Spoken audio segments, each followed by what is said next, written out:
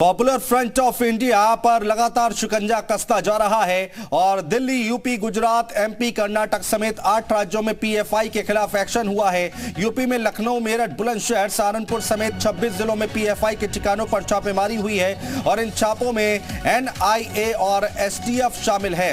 अब तक NIA, UP STF और यूपी एटीएस ने यूपी के कुल 57 लोगों को हिरासत में लिया। छापेमारी के बाद बड़ा खुलासा हुआ है जिसमें यह बात सामने आई है कि काशी और अयोध्या को दहलाने की साजिश रची जा रही थी।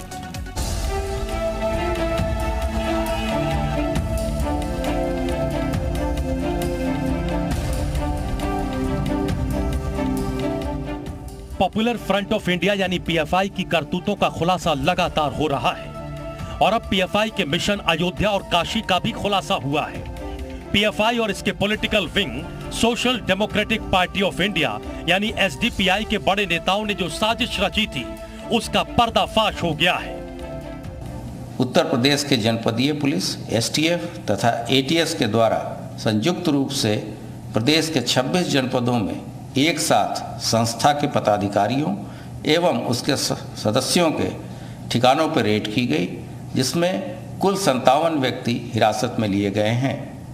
इस रेड के उपरांत मौके पे बरामद विभिन्न प्रकार के अभिलेखों एवं साक्ष्यों का संयुक्त रूप से विश्लेषण किया जा रहा है।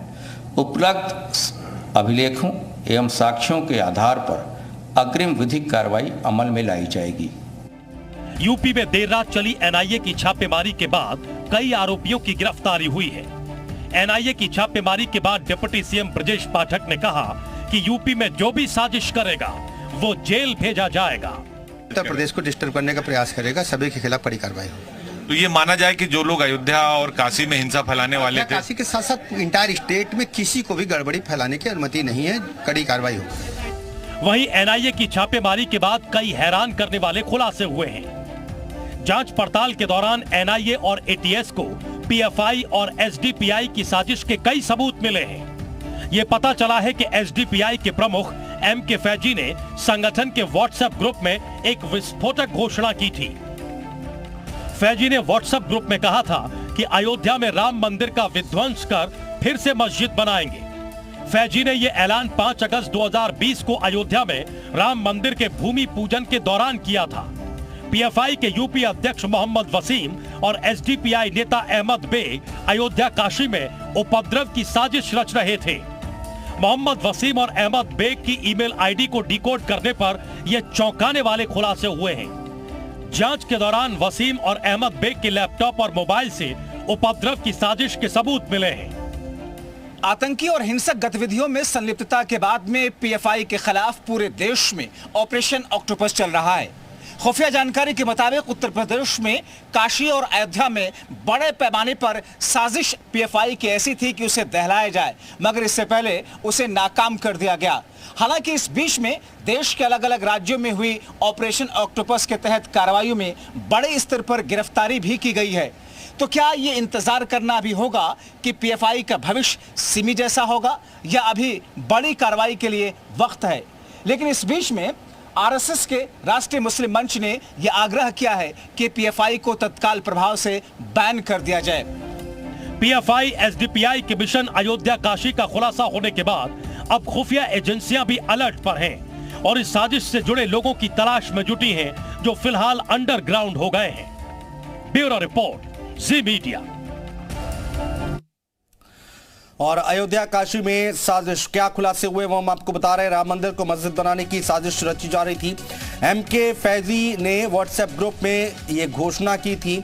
एसडीपीआई का नेता है एमके फैजी और एसडीपीआई नेता अहमद बेग ने साजिश रची थी।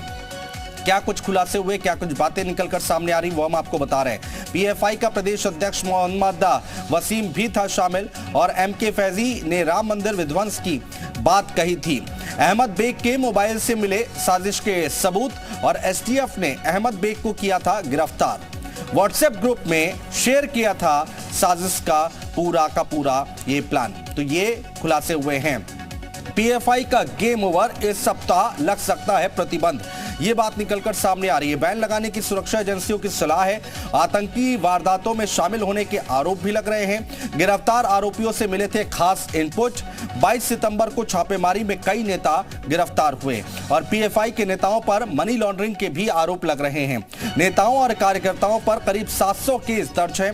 करीब 15 संदिग्धों के आईएसआईएस से संबंध हैं और निशाने पर सियासी दलों के नेता भी हैं। विदेशों से होती थी फंडिंग, खाड़ी देशों से आ रहे थे पैसे। पीएफआई पर शिकंजा कसता दिखाई दे रहा है। असम में 25 से ज्यादा लोगों की गिरफ्तारी हुई है। दिल्ली में 30 से ज्यादा, महाराष्ट्र में 43 हिरासत में लिए गए हैं। उत्तर प्रदेश की बात करें तो 44 लोग गिरफ्तार किए गए हैं और कर्नाटक की बात करें तो 75 लोगों को हिरासत में लिया गया है। मध्य प्रदेश में 20 से ज्यादा लोगों को हिरासत में लिया गया है। तो कहां पर कितनी गिरफ्तारियां हुई हैं, कितने लोगों को हिरासत में लिया गया है, वो हम आपको बता रहे हैं।